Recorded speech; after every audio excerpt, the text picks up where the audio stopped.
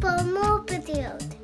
Welcome back, everybody. It's Rick Hawkins again, and tonight we're going to be playing some Old World.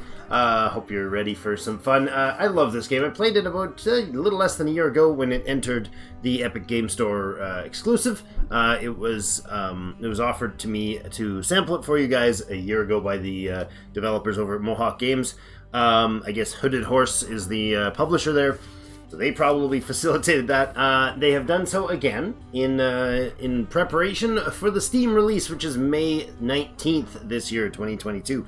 The game has been really well developed. It's got a phenomenal core following, and it's still a little on the quiet side because it's been in the Epic Game Store only release. And as troubling as that is for some people, here's my quick take on it.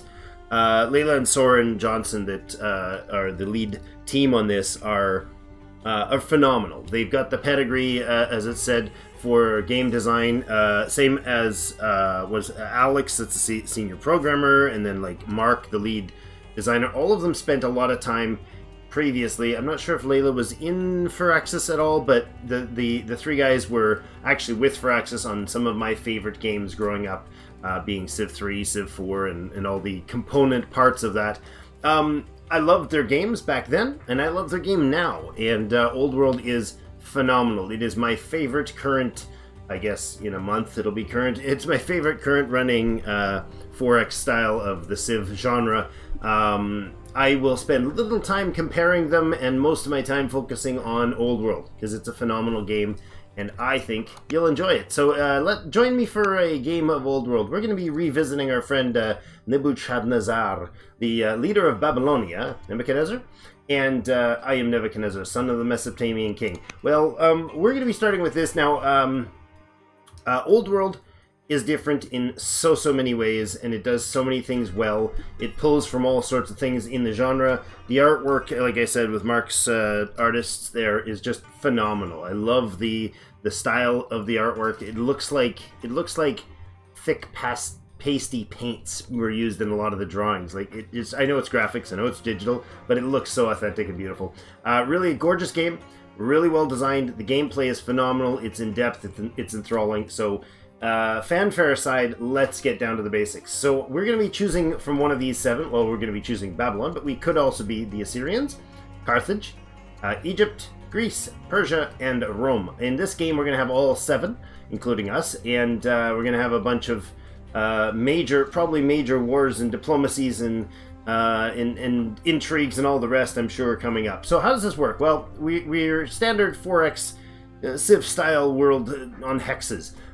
So you'll see a lot of it as it comes, but we start with various texts based on who we start as. You can see they change. The artwork for each of them is lovely, and a lot of the characters are brilliantly in-game. You'll find a lot of characters that actually change their appearance as they age through the game. Your characters do age and die. We start with Nebuchadnezzar of Babylon, but we won't end there. Well, hopefully we won't end there. Hopefully we'll have generations to come. We get 3 texts to start with. We start with trapping, and we'll also start with a slinger, I believe, with administration, tech, as well as with rhetoric. More of that'll make sense as we go in. I'll try to kind of touch on stuff as we go for the first 3, 4, 5 episodes. I'll probably be babbling on a lot of details, so feel free to hit that skim button if you need to, or whatnot if it's stuff you already know. But we'll get into the nitty-gritty and the deep of the story as we go. They have 2 unique units, as all races do. They have 2 that you can get. This one you need to get first, the Stronghold. This one you need to have a Citadel, later tech. But the Akkadian Archers, they're both an archer type that has zone of control, so that'll basically mean they can... a melee unit usually stops others from running around behind them. Well, these guys have that ability as archers. We have 4 different shrines listed here to each of the various different deities of the pre-monotheistic polytheistic religions.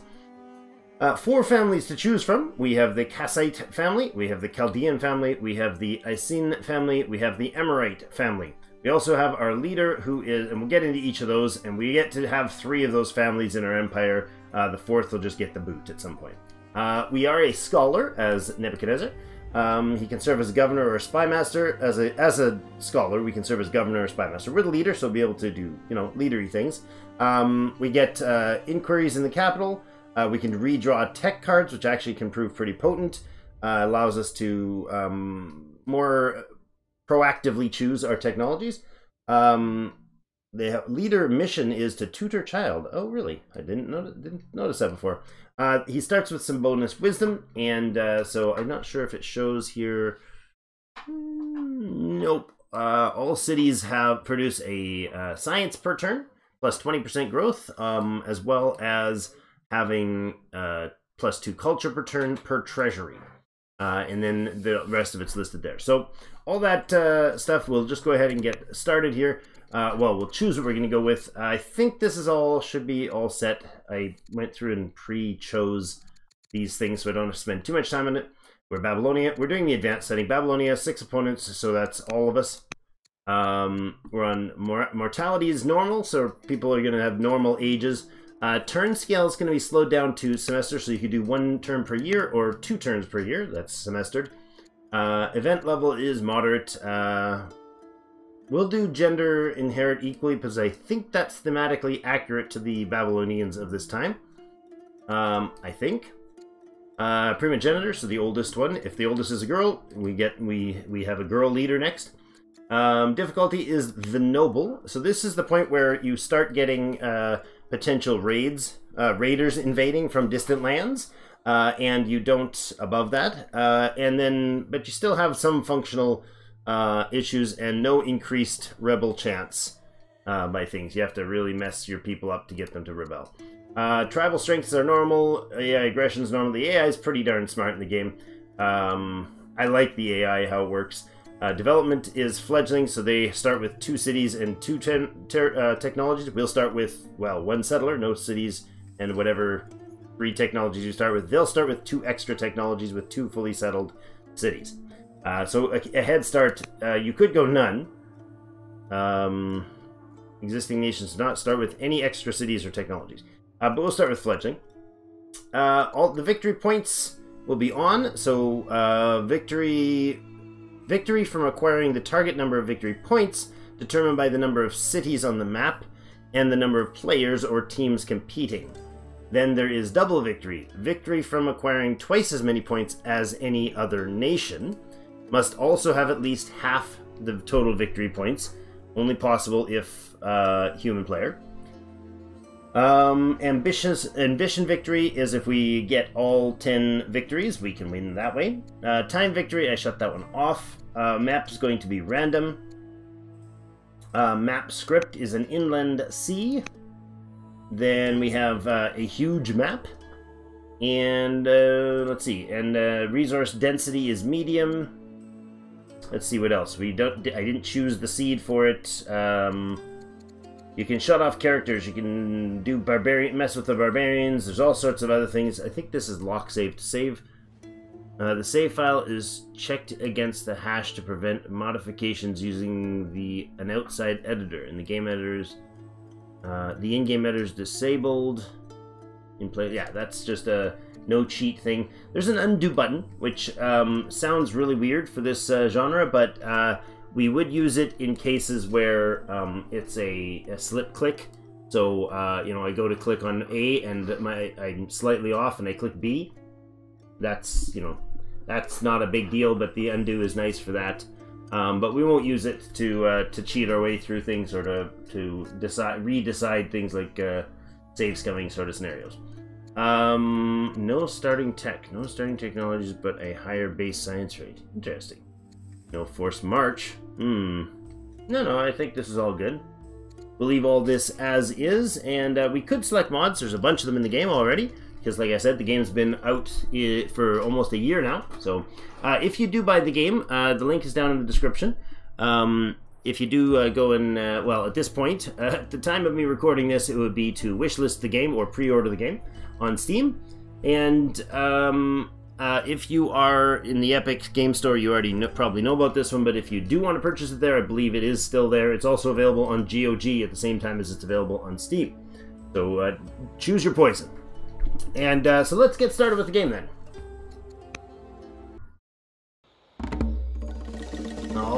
great Babylonia in the old world. You are Nebuchadnezzar, wisest king of Babylonia.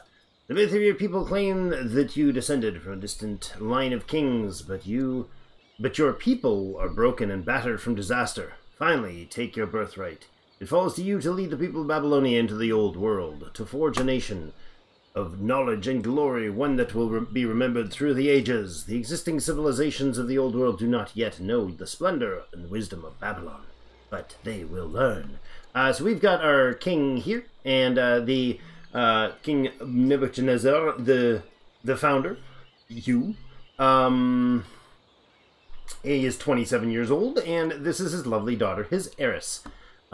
She is currently 9. She's a schemer. She's got 8 wisdom. She's clearly got Nebuchadnezzar, Mr. Chad here, Daddy Chad wrapped around her little finger. Look at that cute face. She's got 8 wisdom and -1 courage. She's got a vengeful against Duke Marduk. That's her brother, who is 1. That's not very nice. She's a cranky older sister. Doesn't like to share, apparently. Well, she's a schemer, and she's got a little low on the courage department. So, hey. Lots that we see right away as we get in here. Actually, it's quite interesting. We got a couple... Is that 1 or 2 fishing spots? No, that's just birds floating around. That's definitely a fish tile. We got game here. We got a ancient rune over here. We got some more game over this way. Sometimes stuff is kind of hidey in the trees, but that looks... Oh, there's a barley field over that way. Some cattle in the hills.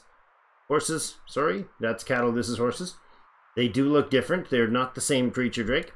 But other than that, it's fog of war all around. And, well, this game has... Old World has a phenomenal set of things that are very different. I'm going to give the 30-second tour around the map, around the screen. We got a bunch of pop-ups here, or different categories here, like we can check the tech tree up there.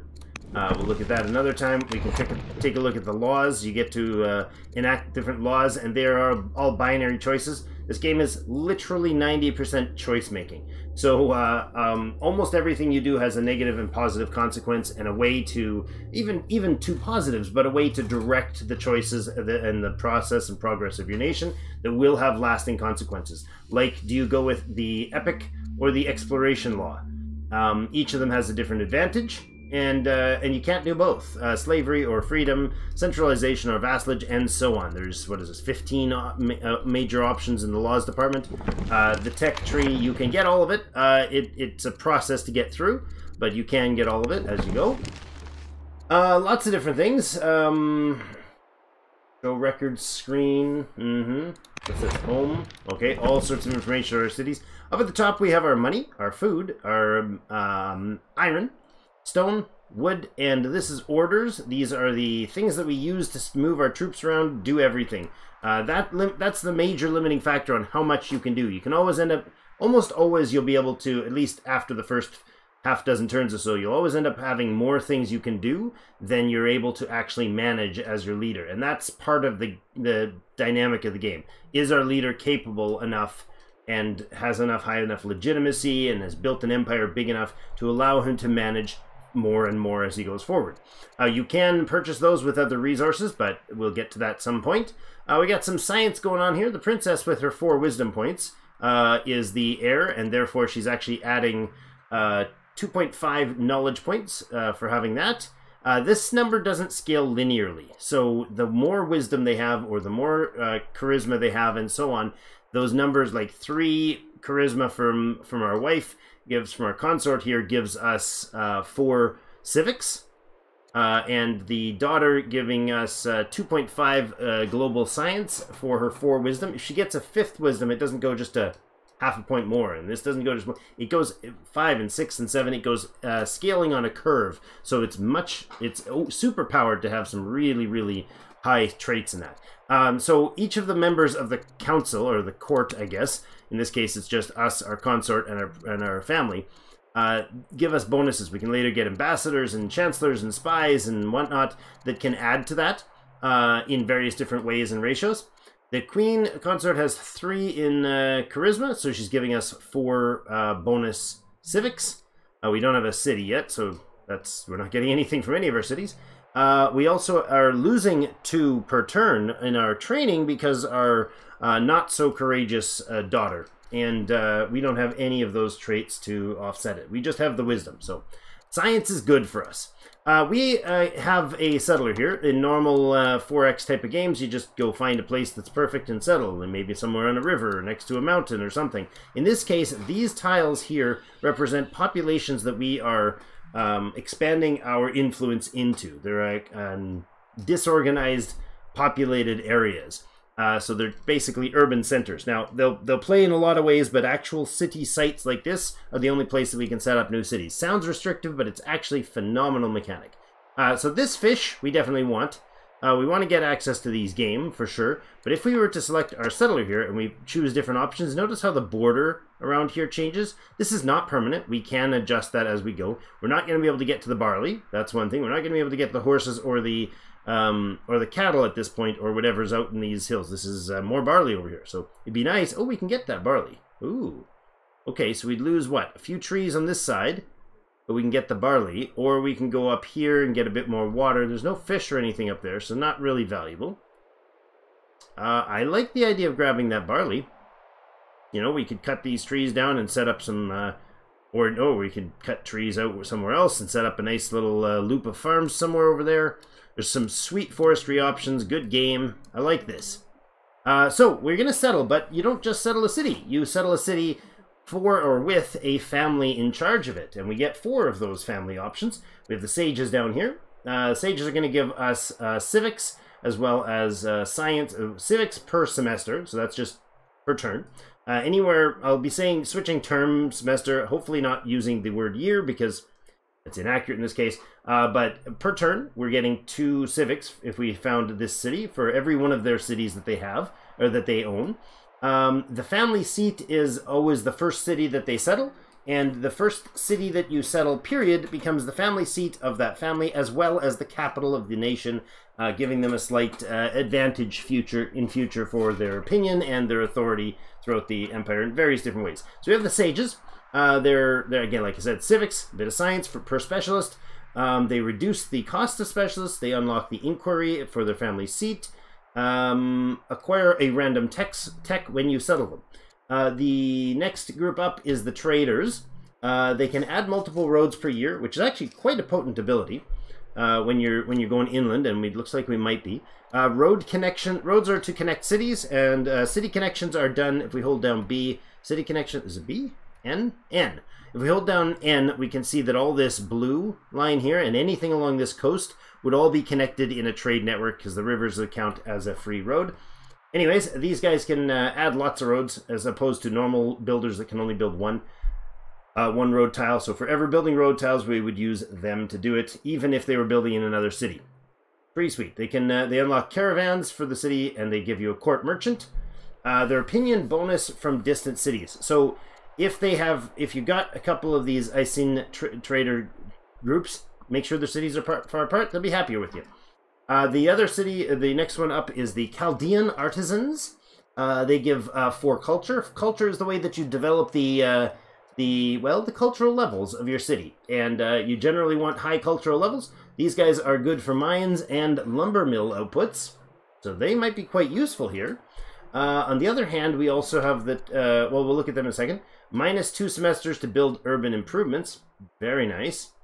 So they're much quicker at building, your stuff that requires being built inside cities. So non-rural things like, not your lumber mills and your granaries, but your actual, on farms, but your actual city temples and all that stuff that's built internally.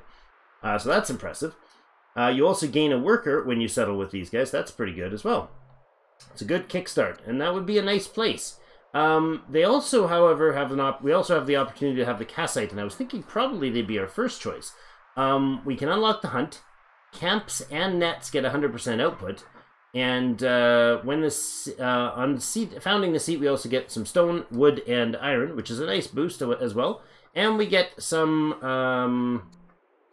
training per semester from these, so that'll help too. That'll offset the daughter's minus points. New ranged units start with Sentinel, which is also quite good.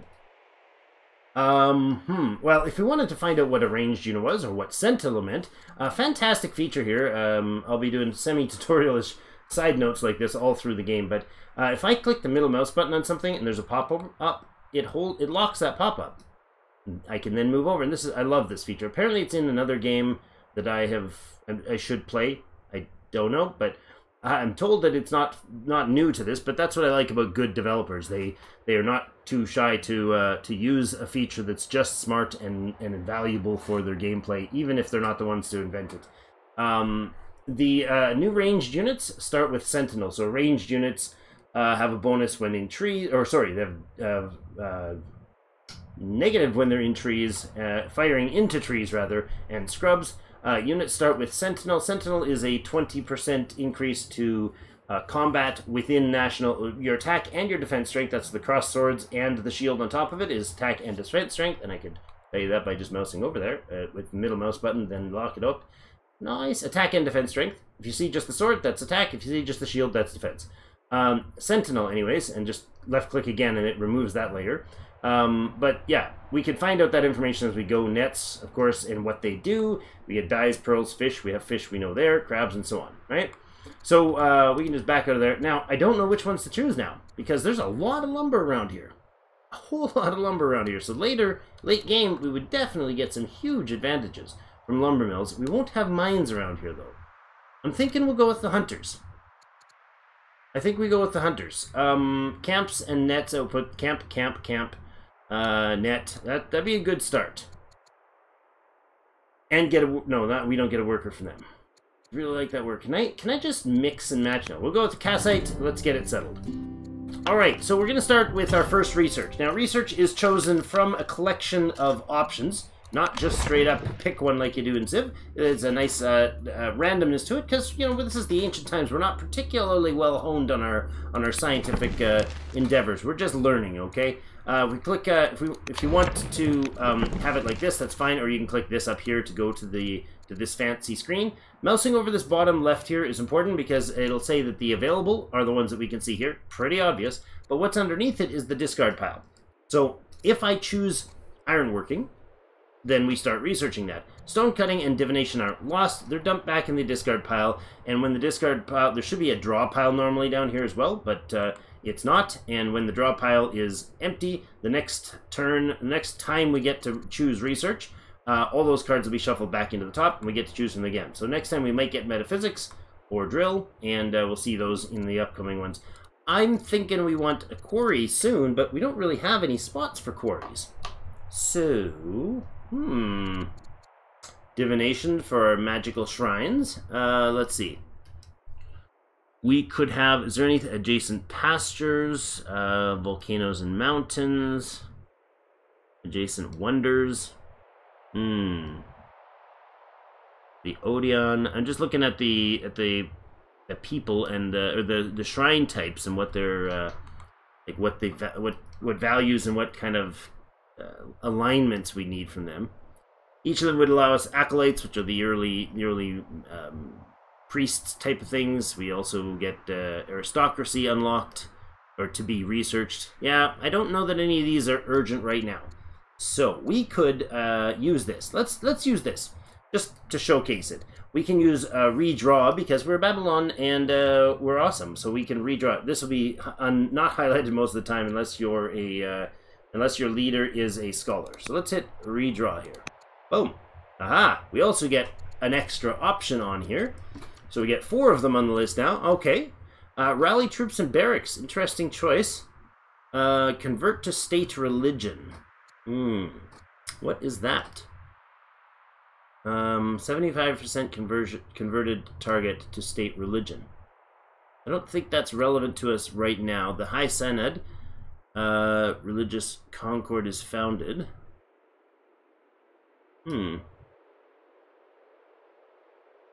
Tensions are worsened. High Synod event. I'm not familiar with this one. Requires an ambassador. The archive to increase our smartness per our science is really powerful. But I think we'll go with the barracks to get our troop training going right away. So let's go with that. Military drill and barracks. So we'll research that. It's going to take us 8 turns, and that's due to the number of turns, 120 points needed, and we're getting 15 a turn.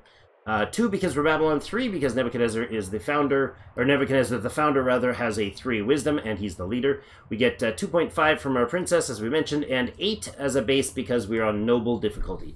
Noble difficulty also gives us 8 orders per turn. So this first turn is going to be a slow one. Lots of things we're going to see on the map here immediately come alive, i.e. our city. We now have very interesting options here. We got 3 units that we got out of this. Our scout, who's our primary look-seer. He's gonna scoot around and give vision. We'll do him last, actually. The military unit that we got with is the slinger here. I'm gonna actually move that slinger right over here. That's gonna take 1 turn. If you look at this, these concentric sort of circles around here, this is their movement range per order. So orders is your everything. Your orders to do anything. You tell a worker to cut down a tree, takes an order. Tell them to build the fishing nets, takes an order. Tell them to move over here, takes X amount of orders. All of that is in there. So our slinger here, I'm going to move him over to this, because I know I do want that tile, but I'm going to have the scout go somewhere else. So he's going to pop over here and have a look at this beautiful event. Heaven and Earth. There's like 3,000 plus events in this game. It's pretty huge. Let's see. A temple stands atop the crest of the highest hill. Its terraces decorated, pardon my reading crap, but whatever, decorated with bright metal and ceramics. Local legends mark this site as where heaven and earth meet. Where all life began, of course. The only way to see its wonders is to inhale some of the mind-altering plants along the hillside in an ancient spiritual ceremony. Oh, fantastic. A soldier brings you a bowl of this strange powder. Must be... but he seems hesitant about its effects. My mind is opened is our options, or I want no parts of such rituals. So we could become educated, gaining 2 wisdom, and that is a strength, a positive strength trait. If I look here, we can only have a maximum of 3 strength traits per character, so choose them wisely. The other option is my mind is open. We can become exotic, and that gives us charisma. So that charisma would improve our civics growth, or we go with 2 more knowledge, and that actually says +5 global. So we actually are producing 3 from our current level 3. I think this would put us up to 8, not up to 5, but actually up to 8. And I think we'll go, I want no part of such rituals. He doesn't want to get high on the way up to the center. All right, there we go. Now we should have, +8, because we have 5 wisdom. So you see how it scales, not in a straight line. Really fantastic to focus your characters. So this is our scout. He's got these little bips above him, just like the other guy, just like the slinger does. That's how many moves he can do, how many full turn or actions he can do per turn, so per semester in our case, until he gets exhausted. After exhaustion, he's actually going to have to be force marched, which we have to pay through the nose in training, and costs more orders, and it's a rough deal, but it is an option in an emergency if you want to. So notice how we can move him to right to the edge of this line. That's saying it's 4 turns. That's 4 turns remaining, or 4 orders rather remaining. That'll use up one of our 5. And then if we moved him here, that would be 3 orders remaining. We could move him all the way to here, but I think I'll move him kind of 1 step at a time. Ah, nice. And what is this? This is salt. Ooh. That's a luxury. Let's look at luxuries for a second. Let's talk about luxuries for a second. We have the Babylonian capital here. That's not what I meant to look at. Not at all. We'll come back to that. Shush, you didn't see it. There we go. We got the Kassite people. So the Kassite family has desired luxuries. So they desire fur and they desire honey. If they don't have them, the relations take not a growing negative, but an overall perpetual loss. So they're never quite happy. They lose 20 points in their calculations for not having fur and honey given to them. There are other factions that we will get, and one of them wants salt. So that's why I thought of it now. One of our family options wants salt. Now we can go here, and we can move over to this tile, or we can continue working all the way. We're going to go step right on that. Oh, hello. There's another ancient rune over there. But we're right here, and we can actually... Oh, what does this give us? Harvest salt plus 10. Oh, plus... Nice. That's huge. We can use one of our orders and say harvest this salt. I'm going to do that. What harvesting does in this game is it temporarily makes it unavailable for, I guess, 1d8 each semester. So every semester there's a 1d8 chance. I don't quite know it, if you know the terminology, cool. But each semester there's a chance that it'll rejuvenate, and the longer it waits, the sooner it'll be back. The lower the number, the sooner it'll be back. So some are 1d6, some are 1d10, and so on. The salt will regenerate, and we can harvest it again. If it becomes insider territory, we cannot do this anymore with the scouts, but we can actually build on it. Like this thing, for instance, over here, we could build on this camp and perpetually harvest it from the city. So that move is done. Now, I do want to move down here. We're running out of orders, though. Unfortunately, I really want to get this guy going. If I move there, that's 0 turns. 0 orders left. I'm going to move here, and we're going to build this camp here to get the growth improvement we need. So the city, let's look into the city before. Well, we'll start that up right away. So we're going to tell him to build a camp, and then we're going to talk about what that does for us. So it says that the camp is +2 output from game, 100% from being hunters. So we get 4 growth per semester. And again, 10% output from game and 100% from being hunters for the food. 2 separate resources. Food is a resource that we use for instance, if we build a settler, it's going to cost us 100, and we are building one. It's going to cost us 100 food up front to start that, but then it's going to produce the settler and a few other units with the growth. Well, it would be easier if we see this on the map. So let's actually click on there and get him started building that. Then we're going to click on the city here. And this is in your city view. We're currently building a settler. He is 5 semesters from done. And notice how the icon here is consuming growth. There are 3 city-produced resources based on what's in the actual city and which family owns it and so on. We produce 12 growth in this place. We're going to increase that growth by 4 in 3 turns when this guy is finished. And that goes towards the growth of the city. So if we mouse down here, every 100 points, well, after 100 points are collected of growth, then we will expand the city to 1 new citizen. Now, citizens aren't your worked tiles quite the same, so if we build this camp, it produces stuff. If we have a citizen, we can then tell that citizen become a specialist in that rural area. He will have another benefit and add in various different ways.